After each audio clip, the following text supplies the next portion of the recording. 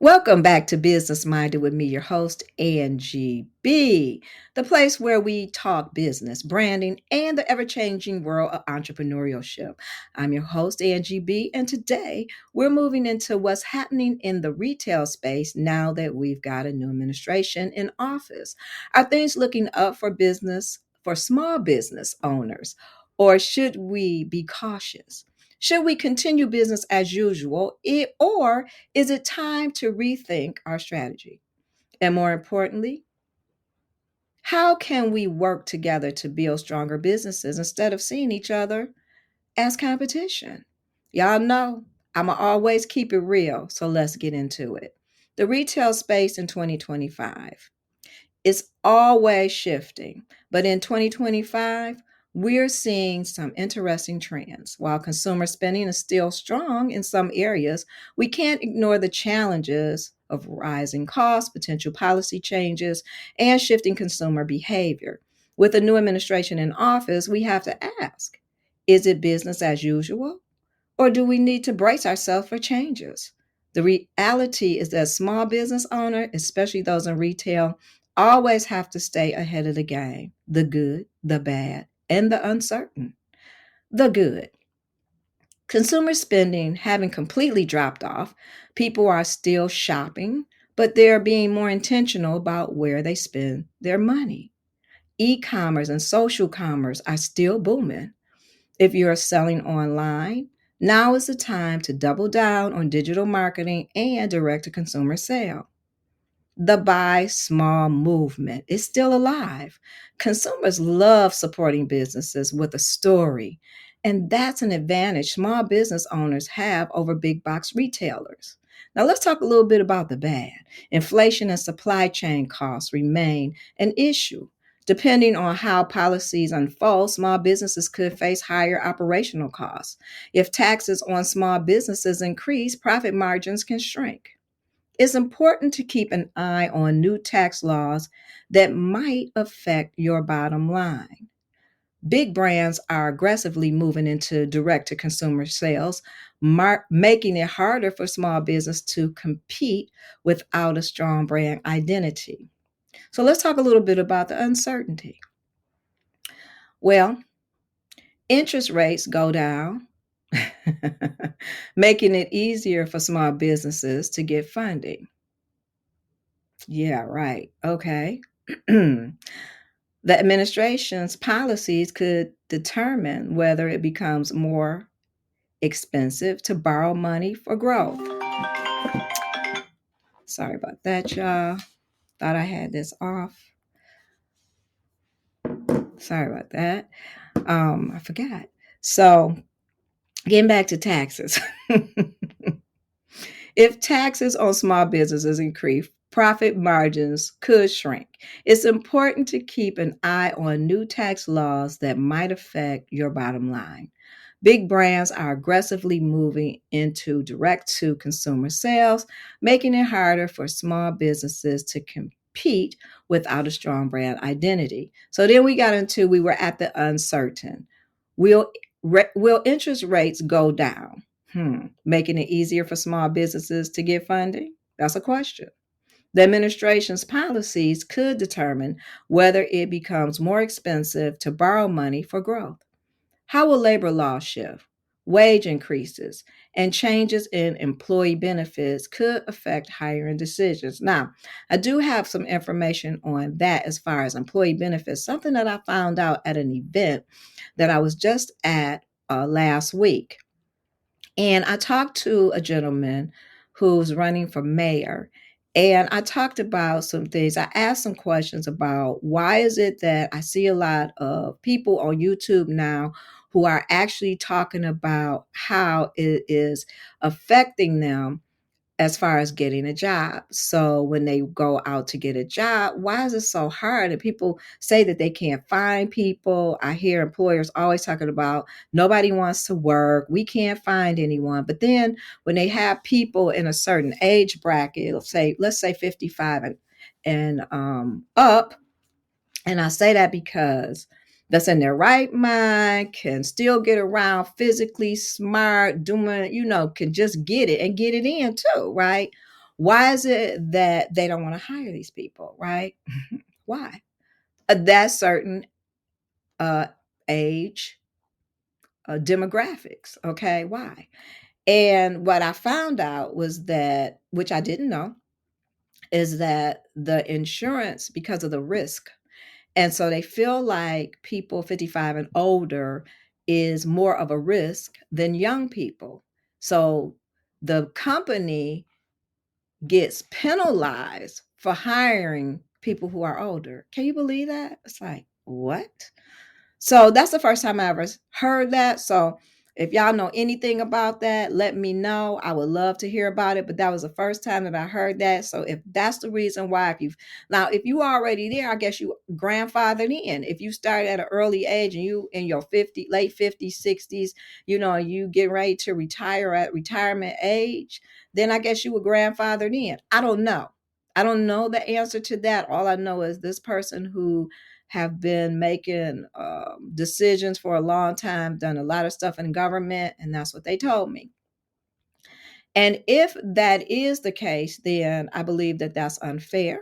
I believe that it's unfair to the businesses. I believe that it's also unfair to people who want to work, who will come to work, who you can rely on to be at work. And I just think that, I don't know, that's kind of like, I don't know, like an age discrimination thing to me. So I don't know what you think about it. Let me know in the comments. But let's get back to talking about business, owning your own business. I mean, you can't go wrong owning your own business. You just can't go wrong. When you can't get a job or nobody wants to hire you, even though you had the skills and you well qualified. I had an incident about a few months ago, and I had applied for this job. People are always calling me talking about, oh, I found your resume, yada yada yada. My resume been out there for a long time, right? I found your resume. You would be a good fit for such and such and such. And so it's so funny because they call me. Then they'll tell me I'm overqualified. Then I'll get a letter saying that, oh, we found somebody that was more qualified than you. No, you didn't. I said it. No, you didn't. No, you didn't. Whatever. So let's get back to what I was talking about, y'all. Okay. So, this age discrimination thing is real. And so, hey, if businesses are being penalized for hiring people who are 55 and older, then that's definitely a problem. Okay. So let's keep moving on. Let's get back to what we were talking about. So, should we be cautious or keep moving, right? I know a lot of you all are wondering, should we be cautious or keep pushing like nothing's happening? My advice, do both. Stay aware, but don't let uncertainty stop you from growing, especially growing your business. Don't let it stop you. Here's how you can stay ahead. Keep your business lean. Cut unnecessary expense and invest only in what gives you the best return. Diversify your income stream. Don't rely on just one product or one way of selling. E-commerce, pop-up shops, collaborations, keep your options open. And a little bit about that, y'all know, I don't know if you remember, but I told y'all last year in one of my podcast that, I don't know, something about last year. I might have told you this year. I don't know. Something about last year. I could not. Do you hear me? I could not. Every pop up I tried to do, that might have been 2 years ago. I don't know. Was it last year or 2 years? I don't know. Last year, every pop up I tried to do, it was like, no, no, no. They said I was overqualified or I wasn't qualified, or they have people who's doing that, so they don't need any more of that. And remember, I told y'all not too long ago, I said I'm not buying anymore. I'm not paying any more fees to be judged on whether or not my stuff can be in a show and then get turned down, right? Well, I actually did. I went against what I said. I took a chance and I said, let me take another chance. So what I did was I ended up applying for this show that's in my area every year. And I had to pay for it, and it was more than what I usually pay for a show, but I had to pay for, for my application fee and all of that. I went ahead and did it, like I said, despite what I said about me not paying for that stuff no more. I'm not doing it, yada, yada, yada, yada. Never say never, okay? I never said never, but I just said I wasn't doing it. But anyway, I did. And I did get in. Yay. I don't know. I need to find one of those things that say yay and they clapping for you in the background. But I did get in, so I'm really excited about it. Yes, so I have two yeses. I have two shows coming up, and I'll keep you informed about that. I've been working on stuff, and I need to work on more stuff. And yeah. Besides that, and I'm working on everybody else's stuff. And it's like, okay, Angela, when are you going to say no and start to work on your stuff so you can be where you need to be? Because that's only me who stopped me from getting where I need to be by not saying no to somebody else. Okay. It's time for me to start actually working on things that I need to do. I mean, because if I don't have enough product, that's crazy, right? And I had enough time to get the product done, right? And so it's just me working on the product. So sometimes you have to say no, y'all. It's okay to say no and say, hey, you know what? Give me some time. I need to do this. I can do this and this for you right now, but I have to do my own thing right now. And that's the bottom line. If people can't accept that, then you don't need to be dealing with them. You know what I'm saying? Because your only person doing what you do. It's not like I had help. The only person that can help me actually is my daughter, but she's working and she's been busy. So I do what I got to do, right? Yes, that's right. And another thing, what you need to do, you have to stay informed. Policies can change overnight, right? Make sure you're plugged into business news so you can pivot quickly if needed. Build your brand, not just a business. The companies that survive are the ones that connect with their customers. Focus on your unique story and build a loyal community around it. At the end of the day, no matter who's in office, you are the CEO of your business. Adapt, stay informed, and move strategically. Collaboration over competition. There's enough for everyone. That's what we say, right? Now, this is something we really need to talk about: collaboration over competition.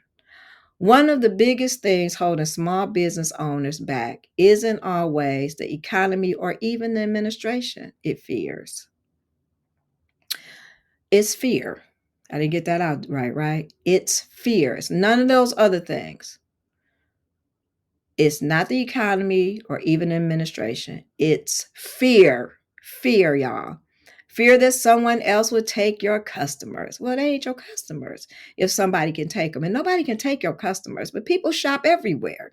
So we have to if you go to the mall, it's all kind of stores at the mall. And they sell what every other store might sell.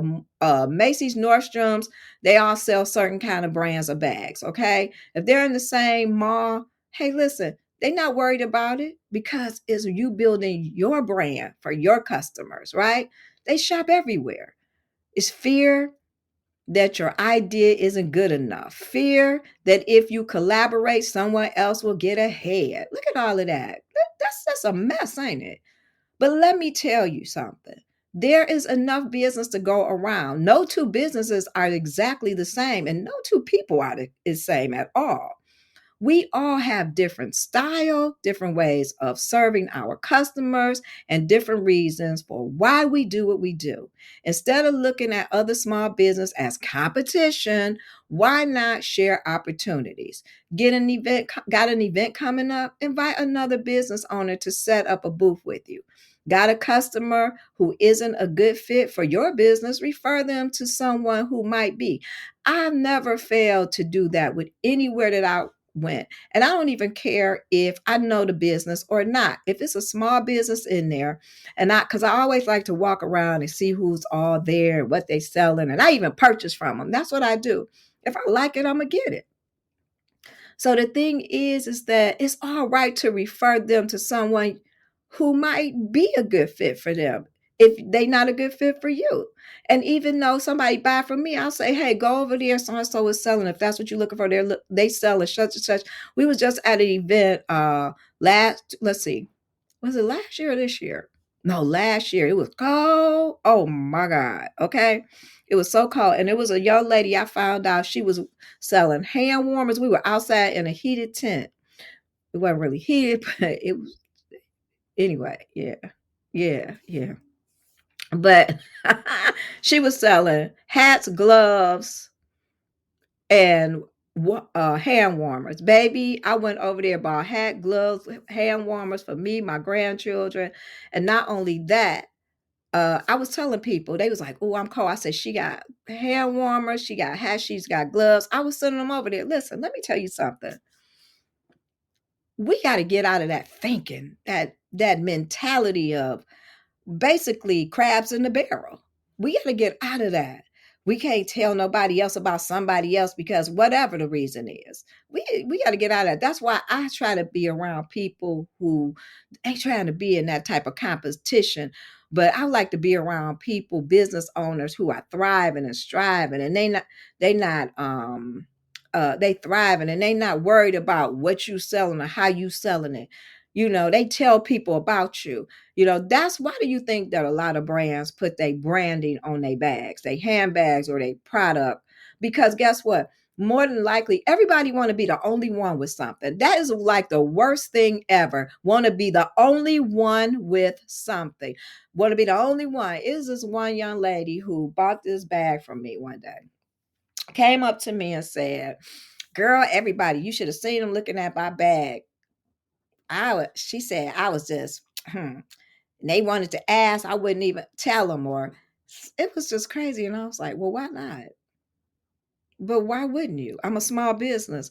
Why wouldn't you tell other people? Y'all don't even live in the same area. Y'all don't go to the same places. And I mean, that's what I'm saying, y'all. When you look at other large businesses, that's not what they do. These people have their brands in all of those places. I'm like, what? So anyway, they told me that. Want to be the only one. You try to be the only one, can't keep nobody's business going. Can't keep no small business going trying to be the only one.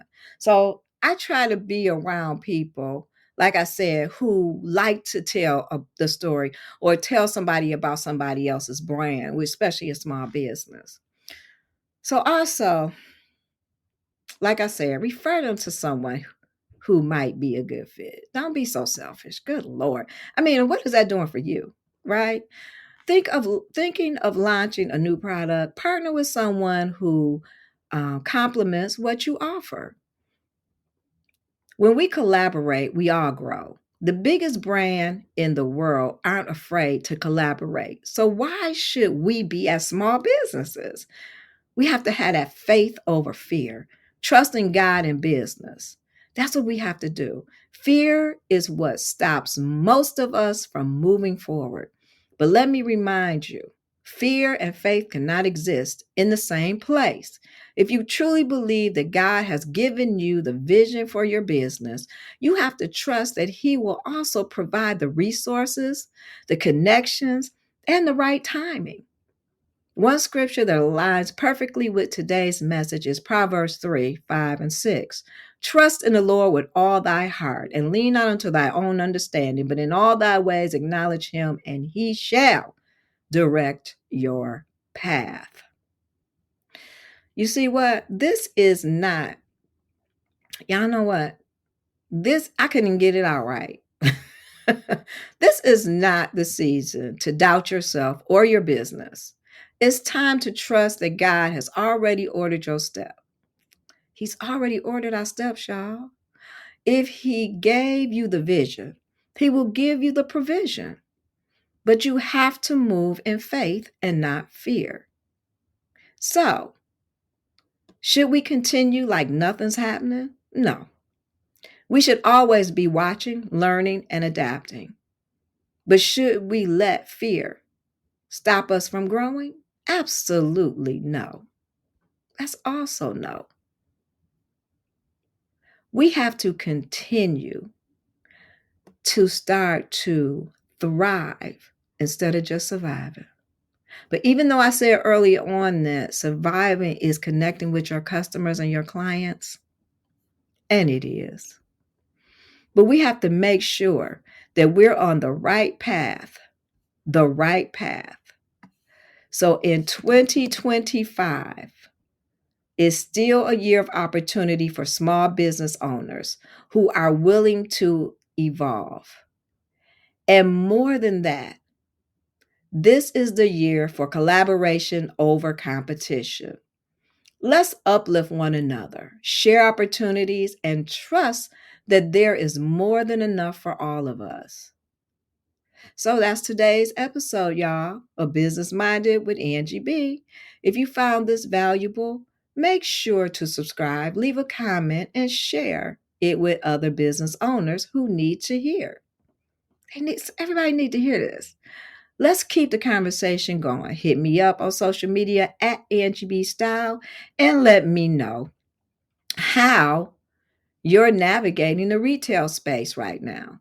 Until next time, stay business minded, keep building your empire, and remember, trust in the vision God gave you. See you soon. Peace.